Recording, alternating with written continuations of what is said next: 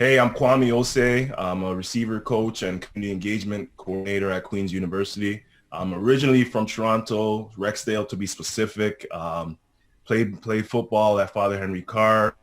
Then after that, went to Vanier College for 2 years, and then went to St. FX for 6 years. Got 2 degrees while I was at St. FX, and then briefly had a stint with the Toronto Argonauts. And then after that, I was in Fort McMurray, Alberta, coaching and teaching for 7 years out there. And I got an opportunity to coach with the U16 Alberta team. I was the head coach of the Holy Trinity Knights and Fort McMurray Ravens, and I was a receiver coach and offensive coordinator for the Fort McMurray Monarchs out there. So now I'm at Queen's University and trying to do big things, trying to impact lives, and trying to win championships.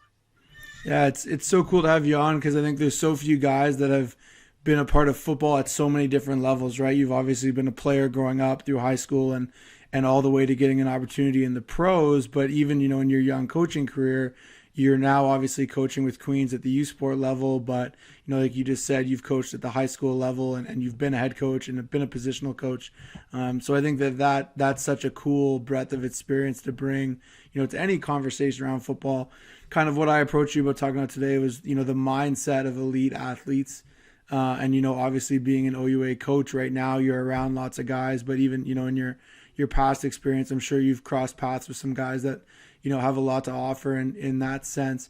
What are kind of some of the characteristics you've seen of those elite athletes? Obviously, everyone's physically talented, but in terms of their mindset, what kind of things have you seen that you think young players and even young coaches can learn from?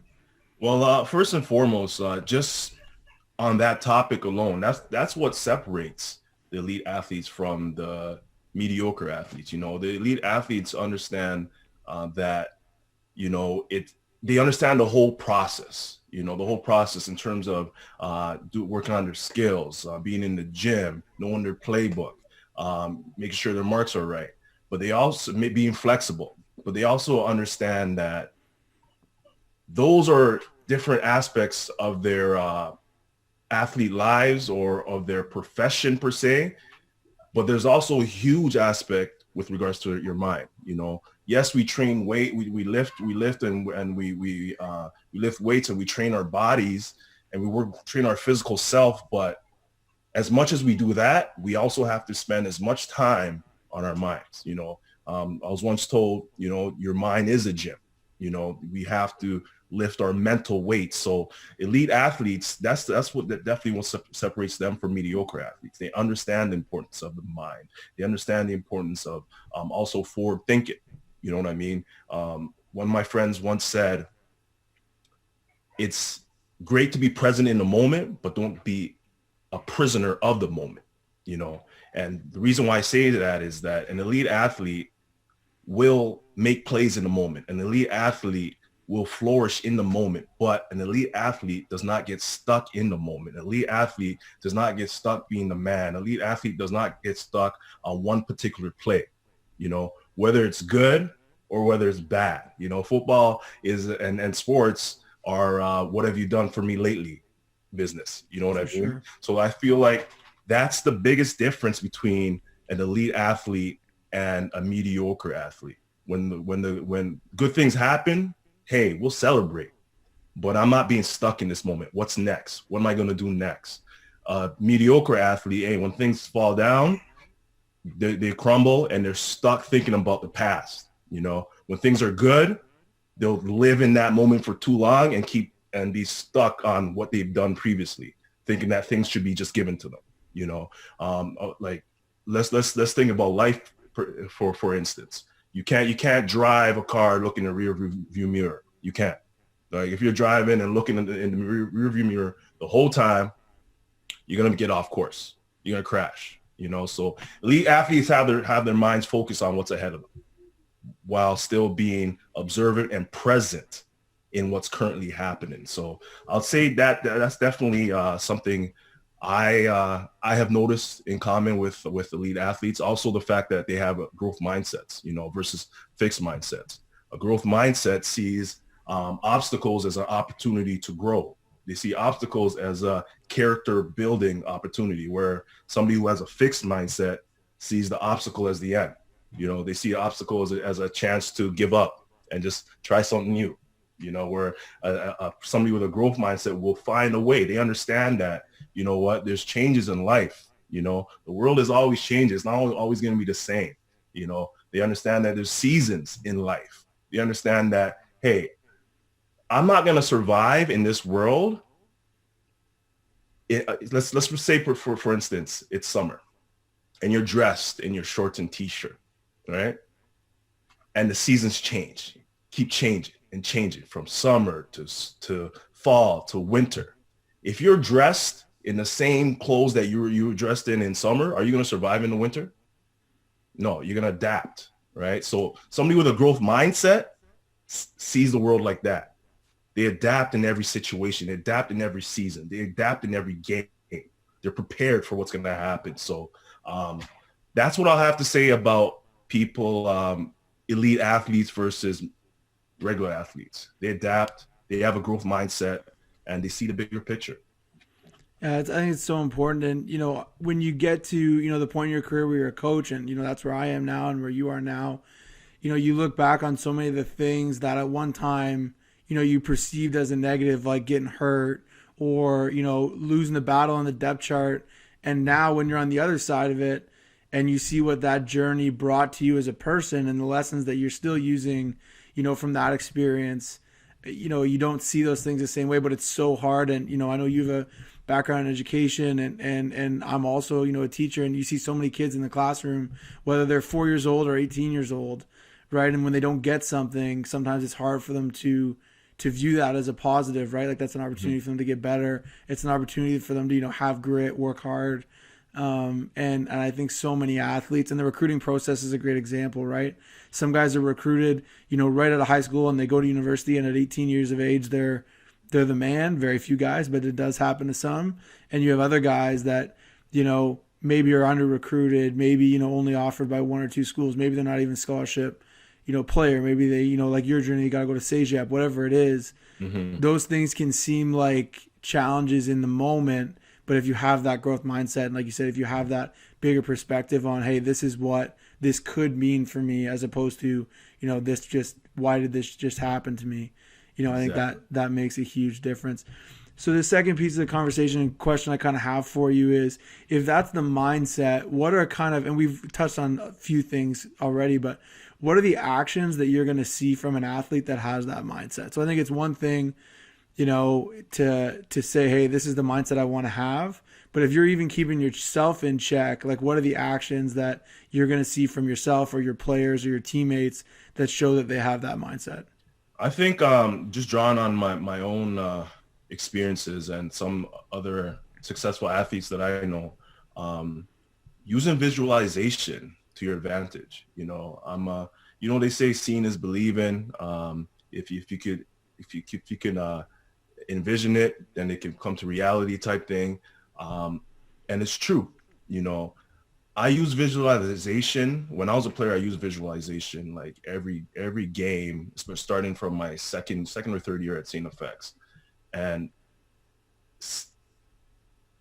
creating the game, creating the moments is huge. The reason why is because you've already felt it.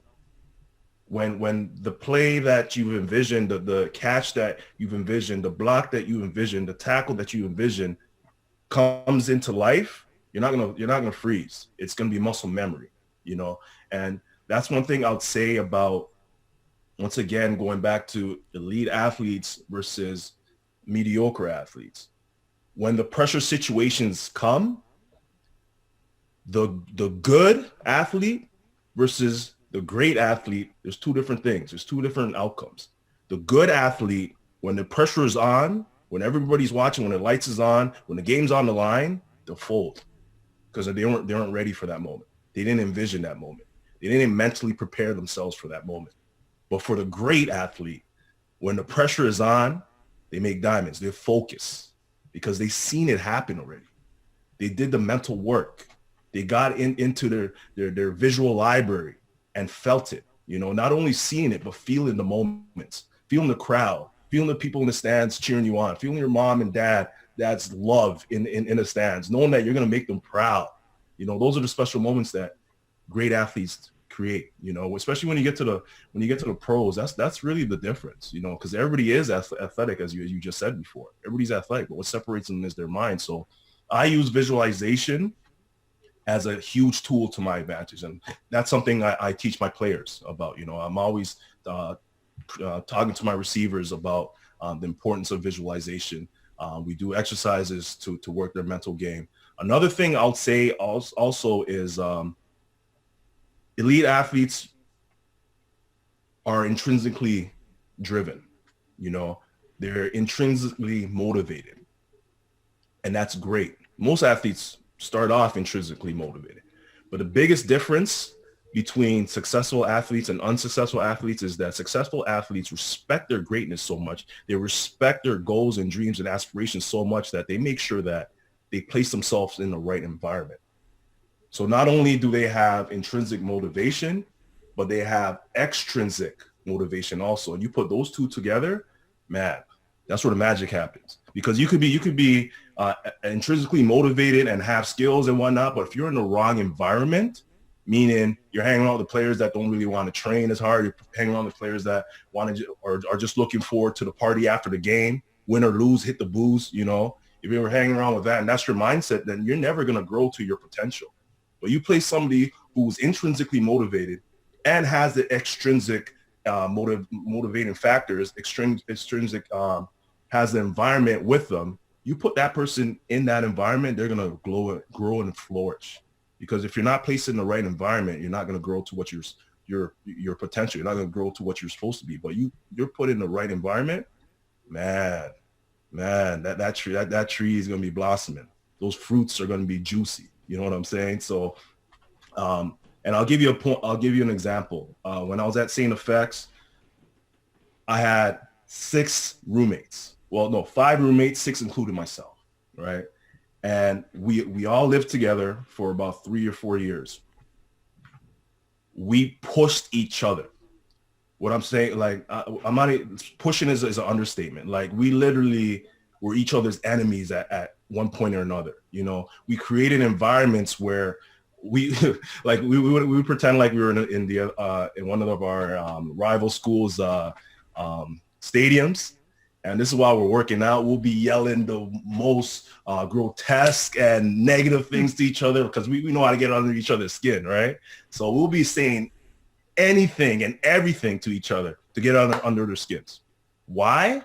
Because you know what? When we are in a situation like that and we're hearing negative things about us, oh, you suck, oh, you're slow, oh, anything and everything. Your mama this, your dada this, you know what I mean? And we start hearing that in one ear and out the other. It doesn't affect in here because in here is strong, So we created that type of environment. We were doing 6 o'clock workouts when we didn't have to. Wake up at 5 something. And Antigonish, Nova Scotia, there's a lot of snow. And this is the winter, right? It's a tough spot to walk to the gym in right there. Right? Like the walking to the gym was the workout. You're talking knee-high snow, knee-high length of snow. And we got up and did that. We didn't have to do that, And what I'll say is that we got to the point where the majority of our team thought we were on steroids. And we just had to look at them like, steroids, you guys don't believe in hard work? But here's the point to the story. Like I said, 6 guys in one house.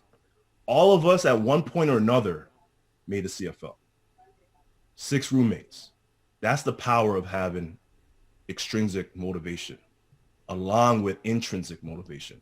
That's the power of being in the right environment. I truly believe if I wasn't in that environment, I don't think I would have ever gotten to where I've been.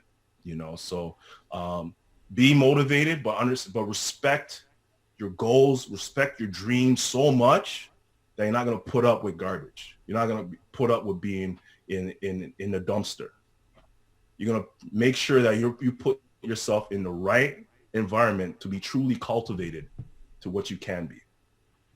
I think that's such an important message for guys. And, I think when you're in high school, you're friends with the people because they're the people you're in school. No one, it's not like you get to pick and choose where you go. And those friendships are great. And sometimes those friendships are your best friendships, everyone's situation is different. But, I think of my time, at Laurier, and we kind of mentioned the class of guys that I played with. And, you weren't going to find 4 or 5 better friends than, Chris Aki, Asante, S.A. Marabe, Joe Fu, Ronnie Pfeffer, Dylan Campbell, right? All those guys got some kind of combine invite or, are still being successful in the pros.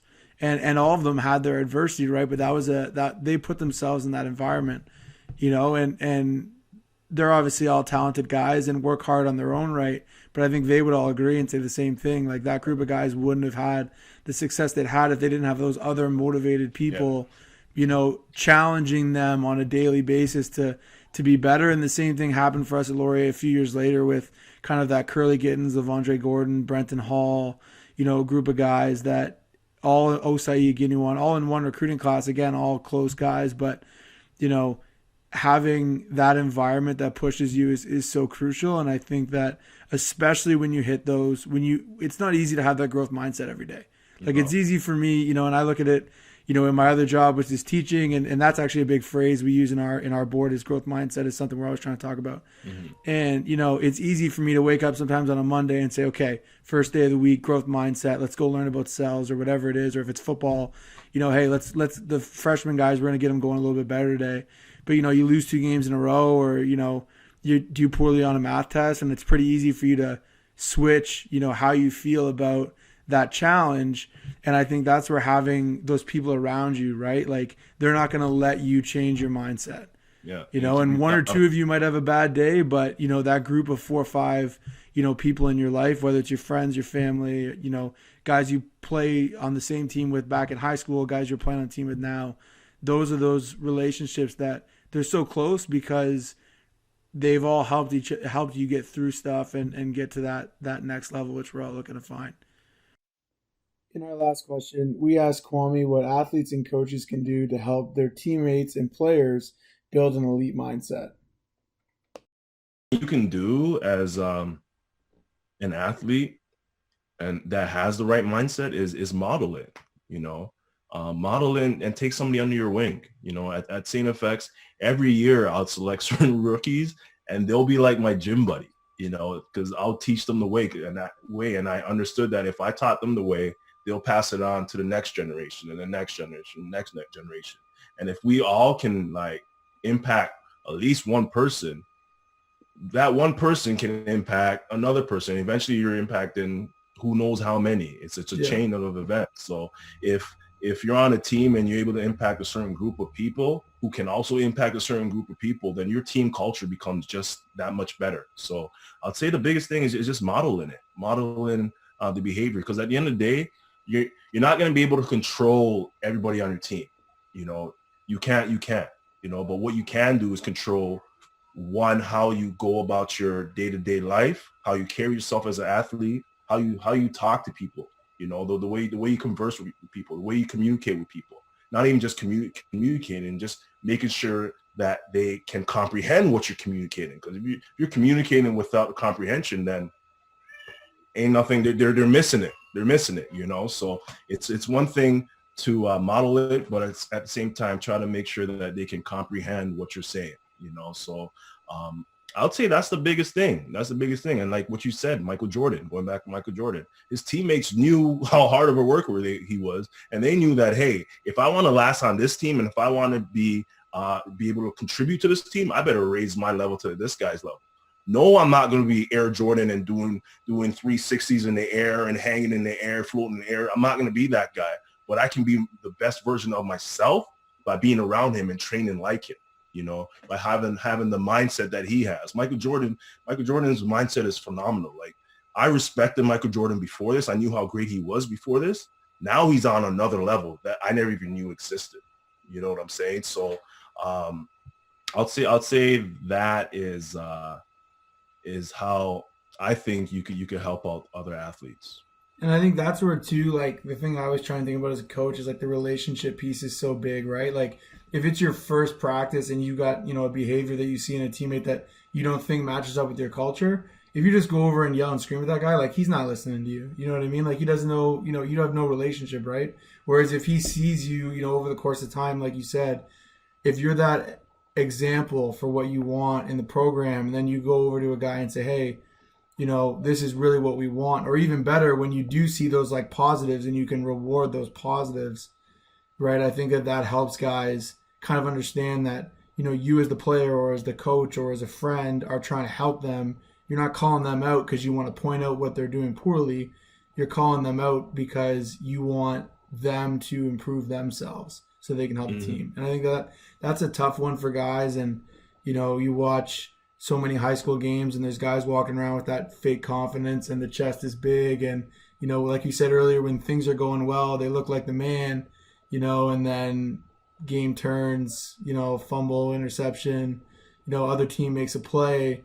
You need that team culture at that point. And I think if it's built on those, like you said, individuals that are exemplifying what you want, focusing on themselves first, and then you can add that kind of relationship piece in there to help, other teammates get through those tough moments. I think that's huge. So I really appreciate your time. That was such a great conversation. I just want to piggyback off that real quick. For sure. One thing I would say also, like when you said calling out other players and whatnot, I think at the same time, if you're the athlete that's like has the right mindset, you also need to know your players or know your teammates, whether you're a coach or the athlete, because if you don't know your teammates, then you're not going to know how to approach them. Some people, calling them out ain't going to help. Calling them out, they're going to take it a different way, and that's not because they don't have a growth mindset. That's because of their experience growing up. When somebody is calling them out, they perceive it as negative. You know what I'm saying? Whereas another person, hey, you call me out. Okay. You're right. You're keeping it 100. I totally get it. So sometimes the approach is very important too, whereas it's a conversation and not, I'm calling you out. It's a, hey man, like I really want to help you out. Not, yo, what are you doing? You got to do this and this and that. You know what I'm saying? Depending on the teammate, if you know them, you'll know how to reach them. If you don't know them, then hey, it's gonna be difficult to call them out right away. And maybe you should take the time to get to know them. So then you can know which approach to take. And that's one thing I've learned as a coach and as a player through stuff like that. I remember there was one time I think I was Pee-wee. It was in Pee-wee. And I'm the type of person, you tell me to do something, I got you. You don't have to yell at me. I got you. Mm-hmm. And one of my coaches, I guess I missed a block or something where I didn't know what I was doing. And one of my coaches pulled me to the side and started yelling at me and saying, Kwame, this and that, and just in my face, rah, rah, rah, right? Like that type of approach. And my head coach who knew me, he had a good relationship with me. He tells the other guy, hey, Osei, just tell him what to do. You don't have to do that. Just tell him what to do. He'll do it, And when I heard him say that, I was like, okay, this guy gets me. He knows how I am. That rah stuff doesn't get me hype. You just got to tell me what to do and I'll do it for you. It's as simple as that. Yeah. And I think I forget, this is in a coaching presentation that I've heard in the past. And I can't quite place where it was, but the guy was kind of talking about, there's two types of coaches that want to be heard. So they want to make sure they get that message out there because they want people to see them delivering the message. And then coaches that actually want people to understand them. You know what I mean? And I think that's so important because like if you're that coach and we've all had it, like your position group, like for me, running backs, we miss a block in blitz pickup and quarterback gets sacked, like you feel that as a coach and you're like, man, like that's on me, that's on my guys, like everyone's looking at me to fix it, right? And then you kind of portray that, hey, I want everyone to see that this is important to me. So whether that's you're yelling or you're subbing a different guy in there, or whatever tactic you do, you feel pressured as a coach to like almost have you be seen delivering that message. And like that might cover you as a coach. Like, yeah, your head coach comes to you, say, yeah, I talked to the guy. But like, did you talk to the guy or did you talk to the guy in a way that is going to help him? And exactly. I think that's something, then I look back at the great coaches. You talk to him in a way that's going to help you save your job. Yeah. Not in a way that's going to help the team. Yeah, for sure. And the player through the long run, right? Yeah, and I think that's so important, and I'm blanking on where I heard that, but when I think of the great coaches I've been around, everyone has their own style, right? And that's so important. Like we're all individuals. We can't be somebody else. We just got to be the best us that we can be. But, I've seen guys that, hey, they might have been, more rah-rah all the time, and then you see them dealing with one of your teammates a little bit differently, and you kind of realize, like, man, like, that's the art of this whole thing, right? It's That's it. not, That's it's it. it's so individual, and especially on a football team, you got 12 totally different guys just on one side of the ball, right? That you're trying to get to come together. And I think if you don't have that approach as a coach, pretty rare at our level, you're going to be able to recruit a full room of guys that see the game the way you do. You know what I mean? Or experience, the competitive experience the same way you do, right? So I think that that's so important, like you said, whether you're a player or a coach, being able to take what you want to say to the player and giving it to them in a way that they actually can get it and use it and it helps them versus just a way that you feel better because you said what you had to say. I think that's huge. Yeah, that's that. And you know what? As you're talking, I could tell that's the teacher in you. As teachers, we're taught to have differentiated learning. You know what I mean? Depending on the athlete, there's a different approach to them. But it's up to you as the coach or to you as the teacher to understand which approach to take. For sure. And don't get me wrong, like, hey, if I'm talking to a kid every time and I'm, being nice about it and making sure I'm communicating and he's still not getting, at some point I might flip. Don't get it twisted, but that's not gonna be my first thing. You know what I mean? For sure. Awesome. Well, Kwame, I really appreciate you being on. And I think this is such an important topic because in football, it's such a big team environment and everyone's individual mindset builds to that team culture that everyone's talking about. So I really appreciate your time and all the best until we can all get back out on the field.